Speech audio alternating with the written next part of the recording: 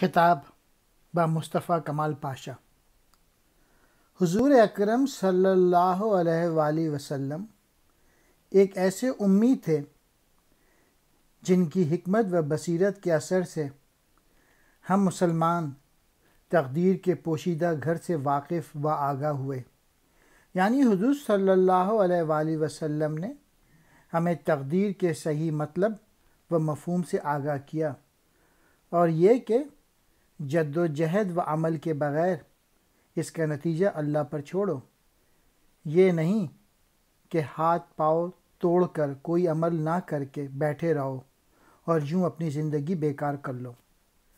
علامہ اقبال نے نذیر نشاپوری کے اس شعر کے حوالے سے اتاترک کمال کو مشورہ دیا، مطلب یہ کہ تدبیر اچھی چیز ہے اور اس زمن میں ظاہری اسباب کا ہونا ضروری ہے، تاہم بعض مرتبہ تدبیر میں ناکامی بھی ہو جاتی ہے، لہٰذا اگر تیرے ظاہری ساز و سامان میں کمی ہے تو پھر تو مصطفیٰ کمال تدبیر پر بھروسہ کرنے کے بجائے اللہ پر ایمان کامل رکھتے ہوئے ہمت کے ساتھ آگے بڑھتا چلا جا، خدا تجھے کامیابی سے سرخرو کرے گا۔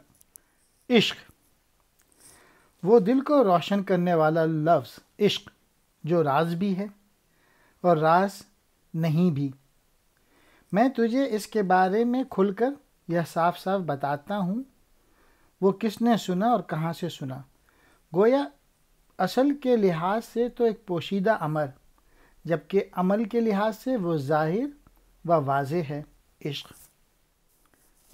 اس خالق کائنات کا خاص عطیہ ہے جس سے وہ اپنے مخصوص بندوں کو نوازتا ہے۔ یہ جو میں پڑھ رہا ہوں یہ میں نے کچھ پوائنٹس شرح پیام مشرق سے لیے ہیں، جس کی شرح ڈاکٹر خواجہ حمید یزدانی نے کی ہے۔ سارا کریڈٹ ان کو جاتا ہے، جو غلطیاں ہیں وہ مجھ سے سرزد ہوئی ہیں پڑھنے میں۔ جب اللہ تعالیٰ نے دنیا کی بزم یعنی دنیا جب بنائی تو انسان نے اپنے عشقیہ نالوں سے کائنات میں رونق پیدا کر دی۔ گویا اگر انسان نہ ہوتا اور اس میں جوہر عشق و جذبہ آرزو نہ ہوتا تو کائنات اس رونق اور جذبے سے محروم رہتی۔ ایک رات میکدے میں ایک زندہ دل بوڑھے آدمی نے بڑی اچھی بات کہی کہ ہر زمانے میں کوئی خلیل بھی ہوتا ہے اور آتش نمرود بھی ہوتی ہے۔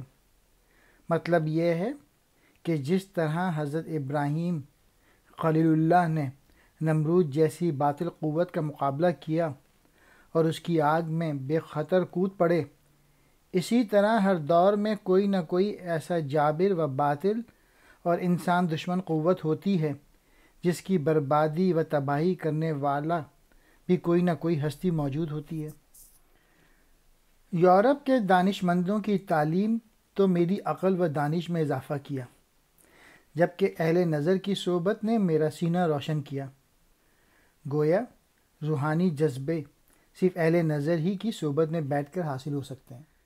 سینہ فروغت میرا صحبت صاحب نظراں۔ علامہ اقبال اپنے متعلق کہتے ہیں، کسی کو بھی یہ علم نہ ہوا کہ میری بھی کوئی قدر و قیمت ہے، میں ایک ایسی دولت ہوں جو بے قدروں کے ہاتھ لگ جائے۔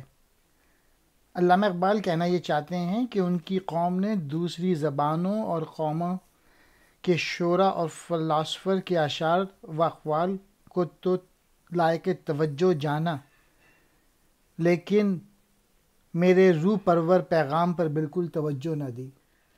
ہماری فکر ہر لمحے ایک نیا آقا تراشتی ہے، جب وہ ایک قید سے نکلتی ہے تو دوسرے بند یا قید میں گرفتار ہو جاتی ہے۔ گویا ہماری مادی حرص و ہوس نت نئی مادی آرزوئیں پیدا کرنے میں لگی رہتی ہے۔